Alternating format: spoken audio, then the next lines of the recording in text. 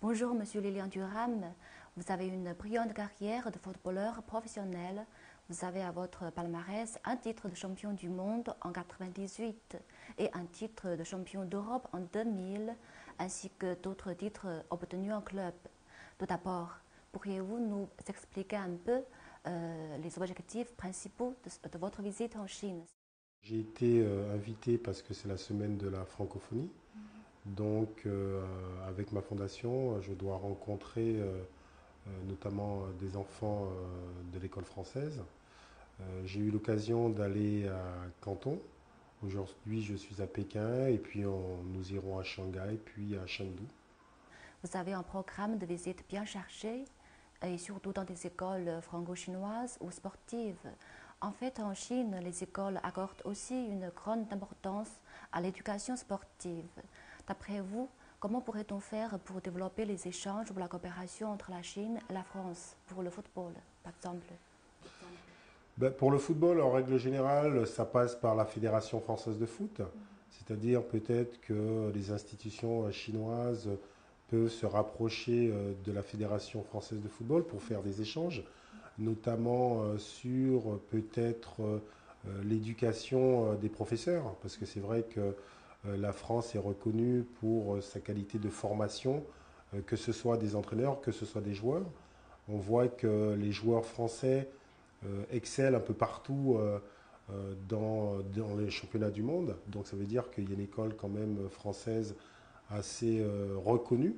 Et donc je pense que la première des choses peut-être c'est un échange de savoir-faire, c'est-à-dire qu'il pourra avoir des entraîneurs chinois qui iraient en France pour s'éduquer et vice-versa, c'est-à-dire que prendre des éducateurs français pour venir aussi enseigner ou faire des échanges en tout cas avec les éducateurs chinois et les jeunes joueurs.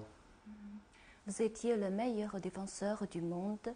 D'après vous, est-ce qu'il y a des points communs entre l'esprit de la francophonie et celui du football? Bah, tout d'abord, moi je pense que le football est une métaphore de la vie. Donc ça veut dire que tout ce qui se passe dans nos sociétés peut être rapproché au football.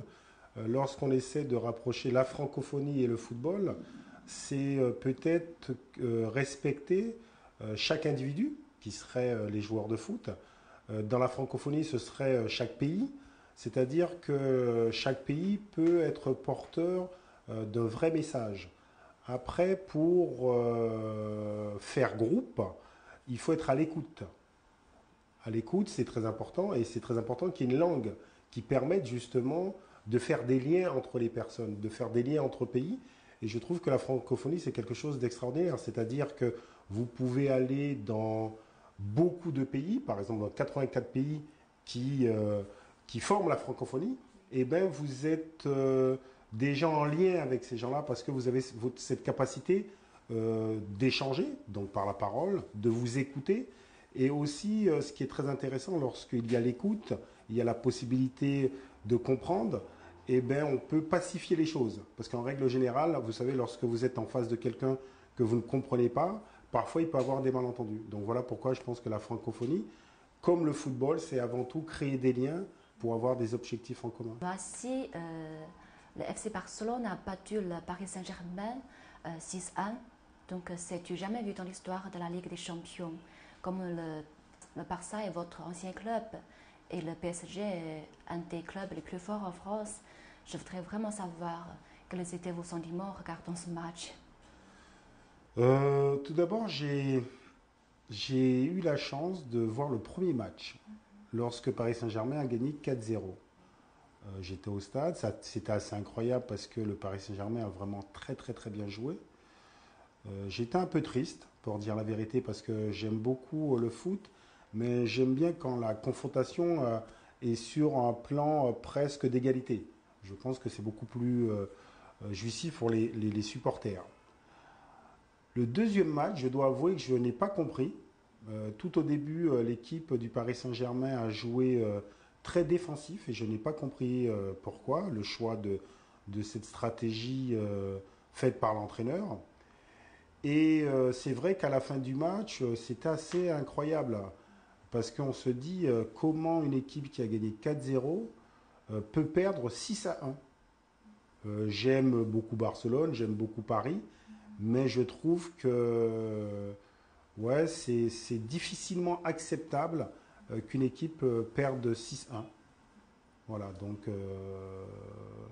c'est assez incroyable comme sentiment. Voilà. Mais je pense que c'est une bonne chose pour le football parce qu'on se dit, tiens, voilà, rien n'est perdu. Et donc, ça peut vous encourager, même dans votre vie personnelle. Le prochain match sera la Juventus avec le Barça, deux de vos anciens clubs. Avez-vous des commentaires au sujet de cette rencontre très attendue? Évidemment, oui, ça va être un très très beau match. Si la Juventus gagne 4-0 le premier match, je crois que Barcelone ne pourra pas gagner 6-1. Ça, c'est sûr, avec l'équipe italienne. Disons qu'il y a deux styles très différents. La Juventus base son jeu historiquement sur une très très bonne défense et Barcelone sur une grande possession et sur un jeu d'attaque. Donc ce sera un très beau match.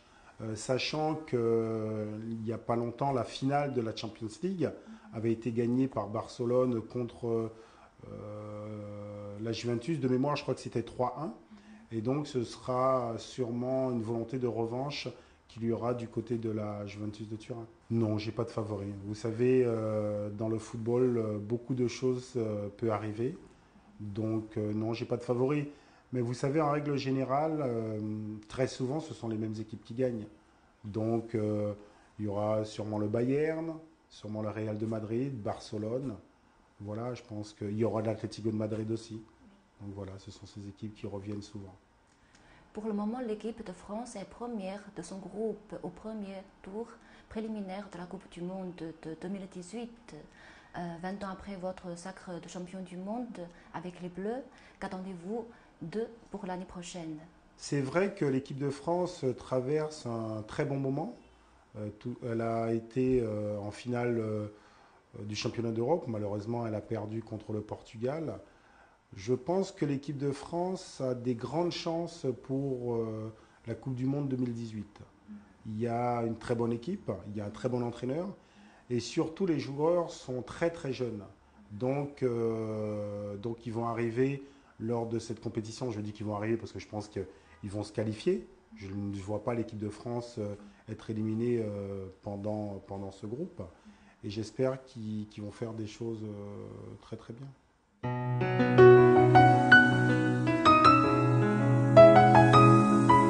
Washi, Lilian Thuram. Non mais je vous remercie.